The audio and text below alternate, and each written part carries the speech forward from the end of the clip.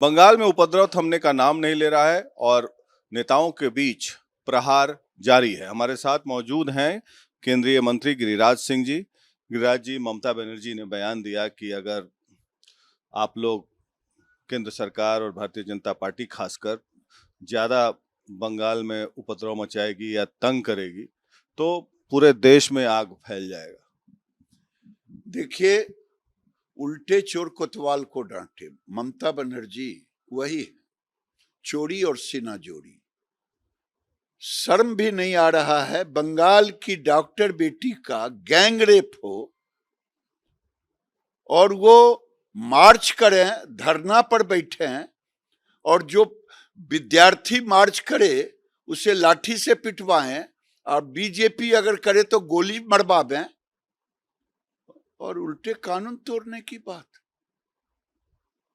मोदी के रहते कोई देश को जला नहीं सकता। इन पर तो देशद्रोह का मुकदमा चलना चाहिए, जो खुल के कहे कि मैं पूरा देश जला दूंगा। किसको अधिकार दिया है कानून कि देश को और राज्य को जला देने का? और ये राहुल गांधी और लालू यादव और तेजस्वी यादव, अखिलेश बलात्कारियों के साथ खड़े हैं, इनकी जुबान नहीं खुल रही। आपको क्या लगता है कि सेडिशन का चार्ज लगना चाहिए ममता बनर्जी पर, देशद्रोह का? क्यों नहीं लगना चाहिए? जो एक संवैधानिक पद पर बैठ करके कहे कि मैं जला दूंगी,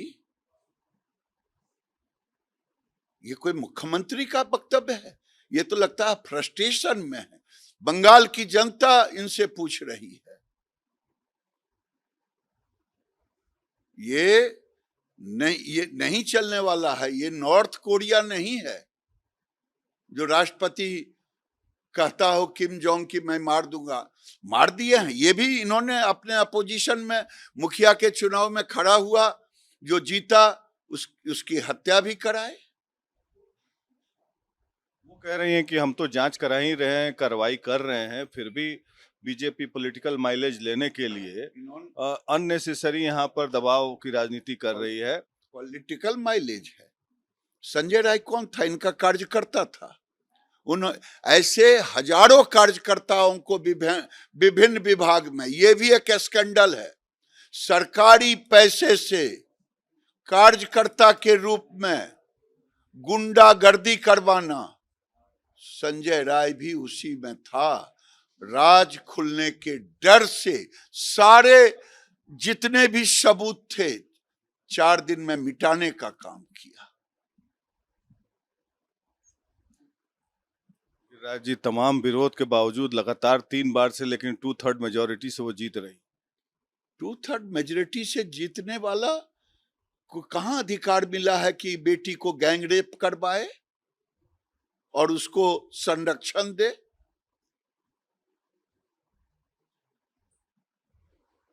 वक्फ बोर्ड का एक मामला है गिरिराज बाबू, तमाम जगह पूरे देश में और खासकर बिहार में भी अभी एक मामला आया फतुहा में, जहां पर नोटिस दे दिया गया है कई हिंदू परिवारों को कि खाली करने के लिए। ये कानून का राज है। वक्फ बोर्ड की अब जमींदारी, जमीन हड़पो, ये जो फतुहा में गोविंदपुर में हुआ है वो नहीं होगा। ये तो दुर्भाग्य रहा देश का कि नेहरू देश के प्रधानमंत्री बने। ये जमीन तो मिलना चाहिए था, जो पाकिस्तान से शरणार्थी आए हैं, वक्फ बोर्ड की जमीन उन्हें मिलना चाहिए। और ये दूसरे की जमीन, ऐसा कानून कहीं होता है जहां कह दे कि ये जमीन मेरी है, हो गया वक्फ बोर्ड का जमीन। सैकड़ों साल से है, 200 साल से, 300 साल से। लगता है कि बाबर के सब यही लोग उनके औलाद बच गए। शरणार्थियों को मिलना चाहिए था पाकिस्तान के। आप क्या इस पर पहल करेंगे? आप केंद्र सरकार से मांग करेंगे? सरकार से क्या मांग करें? केंद्र सरकार तो वक्फ बोर्ड के कानून में परिवर्तन के लिए लाया ही है, अभी ज्वाइंट पार्लियामेंट्री कमेटी में है, उसके बाद आएगा। ये क्या होना चाहिए भाई, जो सरकार ने संशोधन किया है, अगर जेपीसी उसको मान लेगी तो फिर सदन में लाया जाएगा। अब उसमें गरीब न रहे मुसलमान, महिला ना रहे, मुसलमान ही रहेगा, कोई गिरिराज सिंह थोड़े मेंबर बनने जाएगा। हाँ, जहां पब्लिक रिप्रेजेंटेटिव कोई हिंदू ही रहेगा, संजोग है ही तो कोई पब्लिक रिप्रेजेंटेटिव रहेगा, हिंदू हो या मुसलमान, सिख हो या ईसाई। आजकल देख रहे हैं कि चिराग पासवान अलग सुर अपना रहे हैं Giriraj ji, creamy layer reservation को लेके। मुझे चिराग पासवान जी 2 दिन पहले उन्होंने अपना बयान एक बड़े चैनल को उन्होंने दिया है, और जिस पर कहा है कि मैं मोदी जी के साथ हूं, जब तक मैं हूं मोदी जी के साथ हूं। अपना स्टैंड अपना अपना अपने ढंग से हो सकता है, मांझी जी का अपना स्टैंड है। मांझी जी तो ये कह रहे हैं कि जो दलितों में जो पिछड़े हैं उनको आगे आने का मौका दिया जाए, और ये भी कह रहे हैं कि मैं आरक्षण का लाभ नहीं लूंगा आगे से। वो मानते हैं कि वो क्रीमी लेयर में आ चुके हैं। देश के 77 साल के आजादी के बाद ऐसी बातें अब उठनी चाहिए। मैं मांझी जी को धन्यवाद देता हूं। आज बैकवर्ड में जो जिसकी आमदनी बढ़ गया है, चाहे नौकरी में रहे चाहे बिजनेस में, वो तो क्रीमी लेयर फायदा नहीं ले रहा है। तो मांझी जी ने उसी तरह से कहा। क्या मानते हैं कि मांझी जी का कदम स्वागत योग्य है और ऐसा अनुकरण सभी लोगों को करना चाहिए? याद होगा, गैस पर सब्सिडी छोड़ने का एक आया था, स्वेच्छा से लोगों ने छोड़ा। तो अगर मांझी जी ने स्वेच्छा से कह रहे हैं तो उनको तो सम्मान करना ही चाहिए। चिराग पासवान को भी। चिराग पासवान जी का अपना स्टैंड है, वो अपनी बात को रखा है। प्रशांत किशोर भी काफी घूम रहे हैं बिहार में। वो कह रहे हैं कि अगली सरकार जन सुराज की बनेगी, यहाँ पर व्यवस्था बनेगी और स्वीप कर जाएंगे पोल को वो यहाँ पर। देखिए, ये लोकतंत्र है।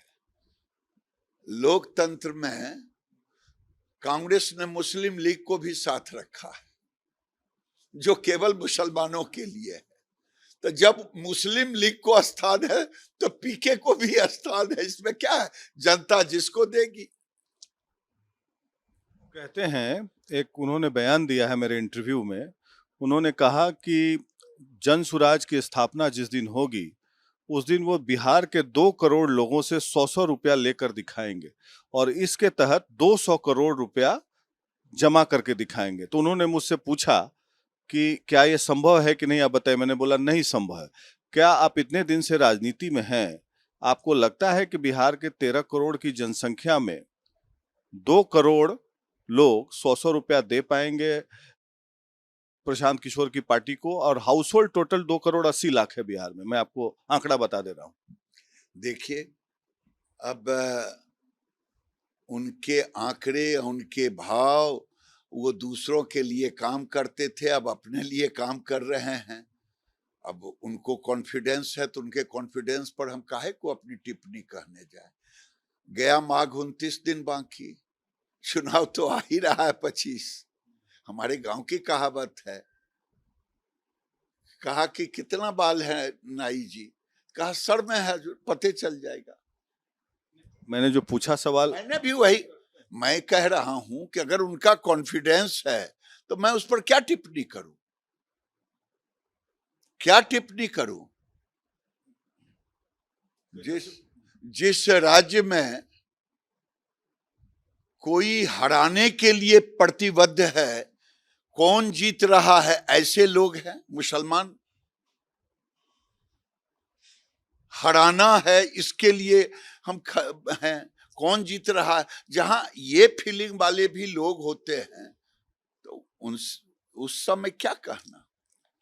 तेजस्वी यादव, आखिरी सवाल। तेजस्वी यादव आजकल रोज आंकड़ा प्रस्तुत करते हैं कि बिहार में महाजंगल राज चल रहा है और आंकड़ा दिखाते हैं कि यहाँ बलात्कार की घटना हो गई, डकैती की घटना हो गई, यहाँ ये नृशंस हत्या हुई, लूट हुआ, और बताते हैं कि महाजंगल राज चल रहा है नीतीश जी के नेतृत्व में। गांव की एक कहावत है और पिताजी से सीखे भी होंगे बहुत, लालू जी कहावत वहावत, हम लोग तो उनके साथ काम करने वाले एक जमाने में रहा है।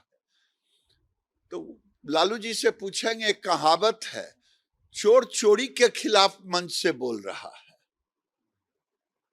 पिताजी के राज को जरा याद कर लें और नौजवानों को बता दें तो नौजवान के रोंगटे खड़े हो जाएंगे। वहां उस समय का फड़न उद्योग ही चलता था।